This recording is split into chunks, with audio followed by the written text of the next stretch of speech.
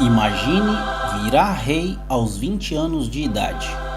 Um gênio militar, carismático com seus soldados, astuto com seus conquistados, um comandante letrado e amante da cultura e do saber, que teve como professor ninguém mais ninguém menos que Aristóteles, o filósofo grego. Olá, seja bem-vindo. Você está no canal Lendas e Legados. Se você gosta de conteúdos como este, deixe aqui nos comentários personagens que você gostaria de ouvir falar. Se inscreva no canal, ative o sininho das notificações para ser avisado das novidades, curta e compartilhe com seus amigos. Vamos ao vídeo.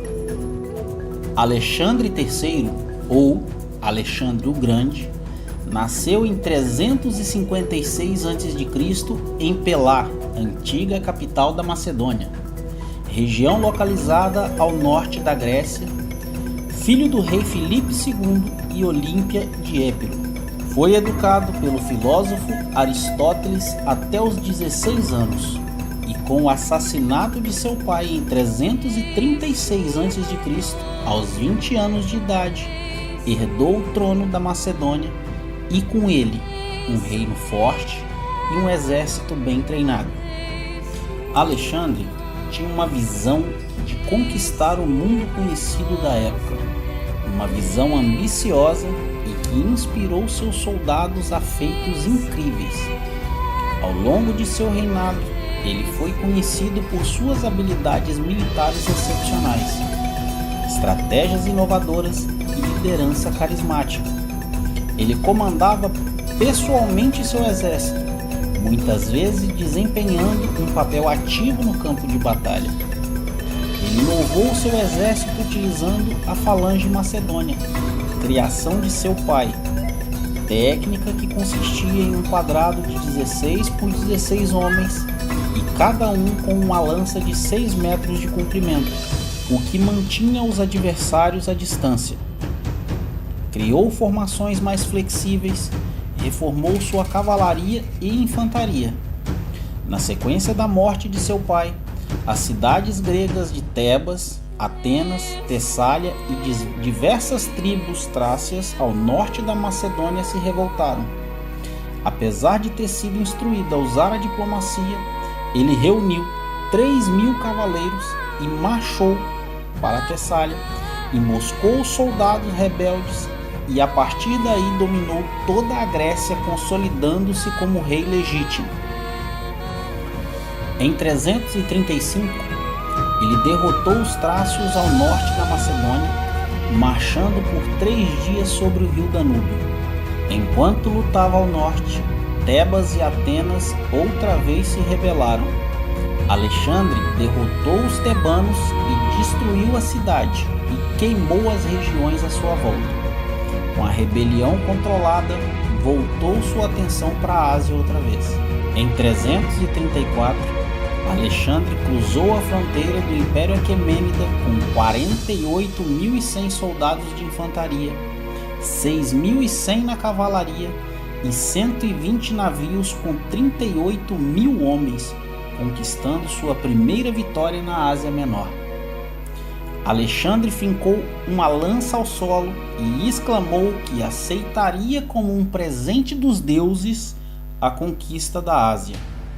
Isto mostrou sua determinação a seus homens e mostrou sua vontade de lutar, em contraste com seu pai, que preferia a diplomacia. Começa então uma de suas campanhas mais famosas, a invasão do Império Persa, que culminou na derrota do rei Dário III na Batalha de Gaugamela. Essa vitória abriu caminho para a conquista de territórios na Pérsia e a disseminação do helenismo. Alexandre conquistou também a Anatólia, a atual Turquia, a Síria, o Egito, a Babilônia e várias outras satrapias persas, expandindo significativamente o Império Macedônio.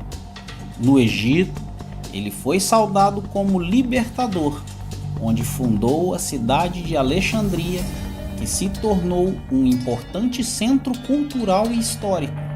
Ele consolidou seu controle sobre o país e foi proclamado faraó aos 25 anos.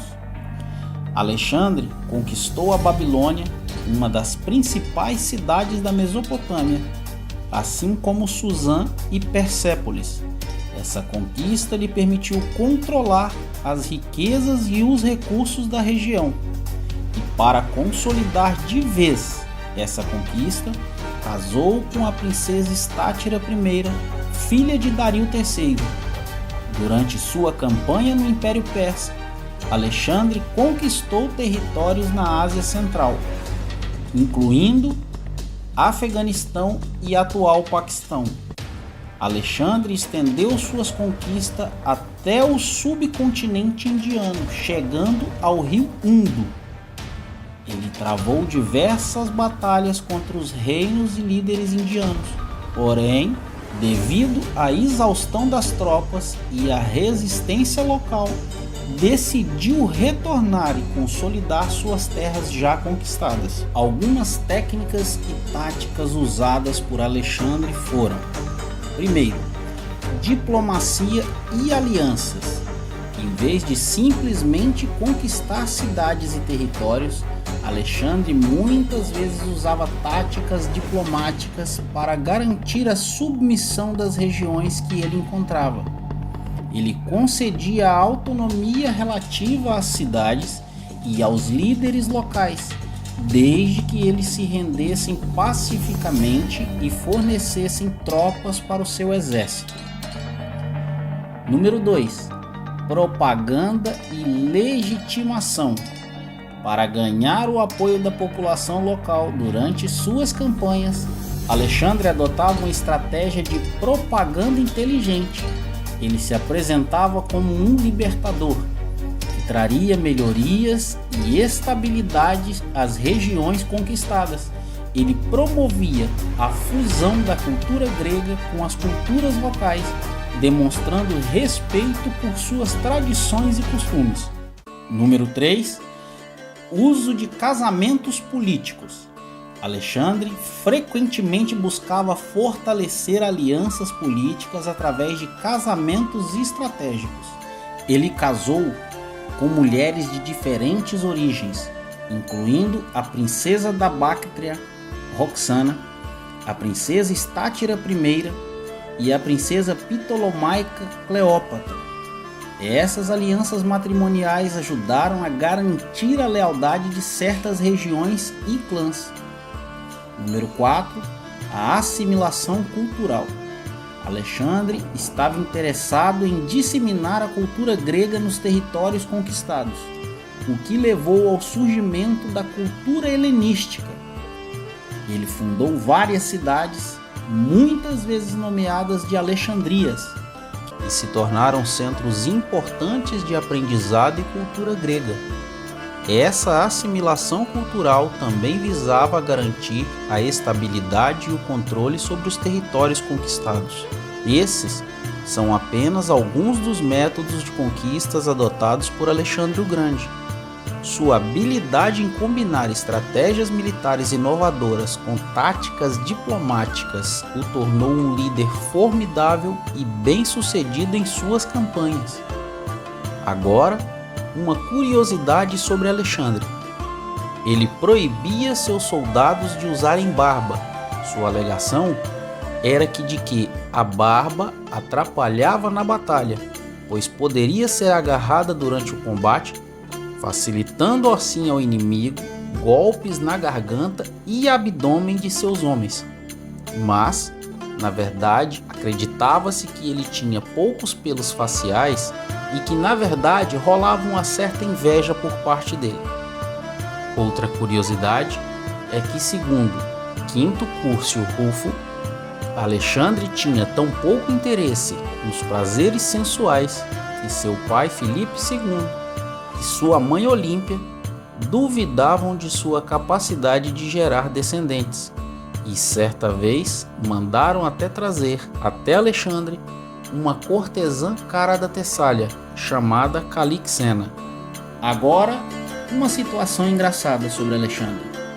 Diógenes, o cínico, era um homem que ficou conhecido na época por sua decisão de viver nas ruas, usar poucas roupas e ter poucos pertences, ou seja, mendigava. Certa vez, eles se encontraram. Alexandre parou de frente a ele, que estava sentado, e lançou a seguinte frase: "Pode pedir o que quiser, que eu vou providenciar." Diógenes respondeu: "Eu quero o sol." Alexandre pensou: o sol? Algo tão grande e tão distante? Na verdade, Diógenes estava dizendo: carne de burro não é transparente. Some daqui. As pessoas que presenciaram o ocorrido queriam agredir o homem, mas Alexandre os acalmou dizendo: senhores, tenham calma. Se eu não fosse Alexandre, eu queria ser Diógenes, mostrando sua admiração pelo homem.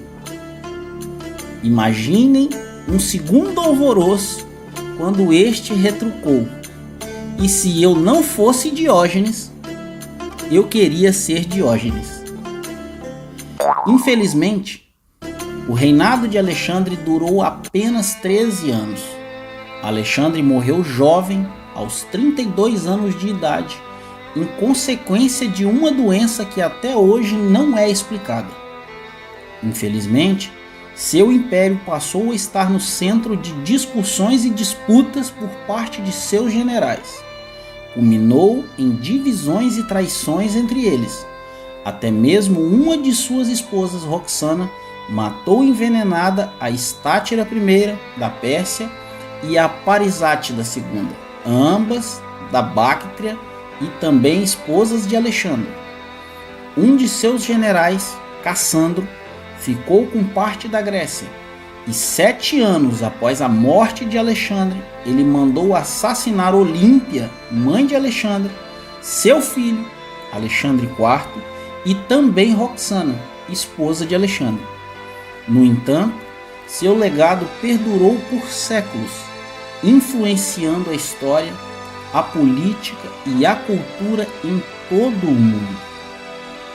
E por que não, até os dias atuais, visto que seu império, posteriormente conquistado pelos romanos, propagou ao restante do mundo através do latim muitas das ideias e ideais helênicos, tais como literatura, crenças, costumes e muito mais. Obrigado por ficar até aqui. Não se esqueça de deixar um joinha e comentar no vídeo. Até a próxima, se Deus quiser.